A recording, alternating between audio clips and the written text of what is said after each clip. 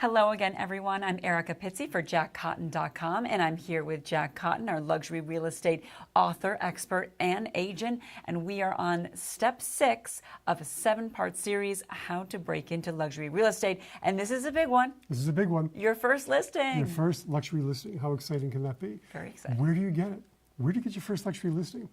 Well, first of all, there's 2 paths you can take. There's the fast track, which is expired listings. People don't understand how often expired listings come up in the high end.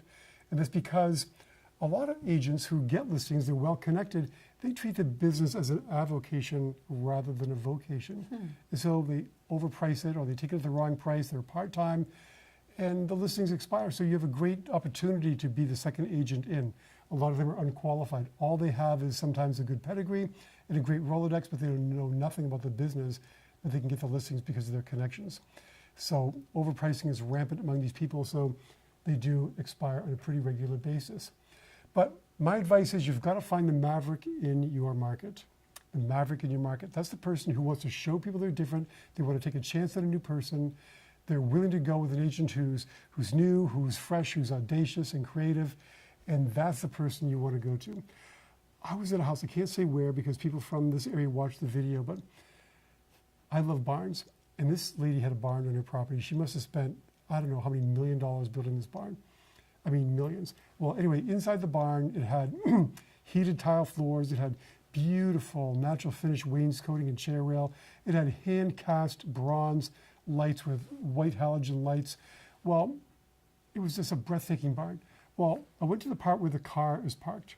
There in the middle of this huge space and this beautiful shining floor with a white halogen lights just bathing this car was a deep metallic green Subaru Outback. She's a maverick. She spends, private jet, multi-million-dollar barn, but when she goes into town, she goes in a Subaru.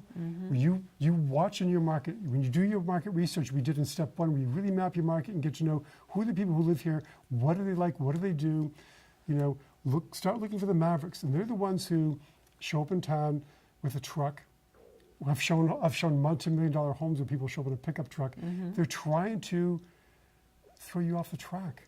But that's the kind of person who will take a chance on a new agent who's new to the market, who is new to luxury real estate, who's new to a different location. So look for the maverick in your market, and that will help you get your first listing.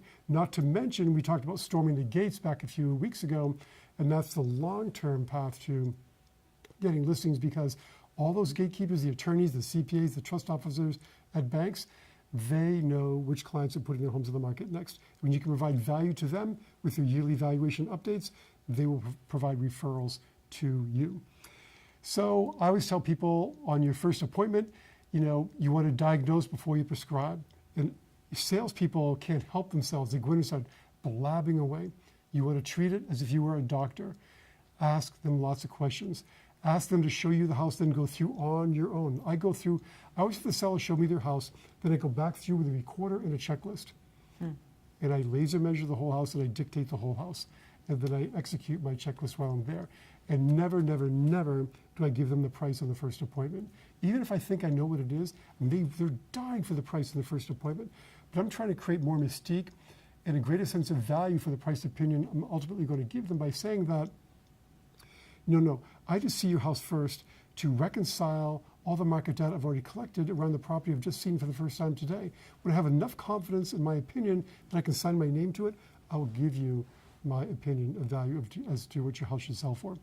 On the second appointment, you want to make your listing presentation. I like to give it in writing and also in PowerPoint. I leave them a bound thing that's personalized. It can't be some generic presentation. I also do, my listing presentations are 50 or 60 pages long. But I always have a 3-page executive summary in the front, so they don't have to read the whole thing. But listing presentations by the pound, the more they weigh, the better they have to be, right? Yeah. And sometimes I have to give appointments, presentations far away, like go to New York or Boston and make a listing presentation in a boardroom to a whole group of people, which is more gatekeepers, more beneficiaries. So be prepared for that as well. Always come back to their motivation when you're making your diagnosis and prescription. So that's basically it. That's step number 6. Step number 6. We've got step number 7 coming up. The fun one. Get it sold and tell the world. Get it sold and tell the world. That's definitely the fun one. All right. All right, and for more advice from our luxury real estate expert, Jack Cotton, you can always go to luxuryrealestateunplugged.com.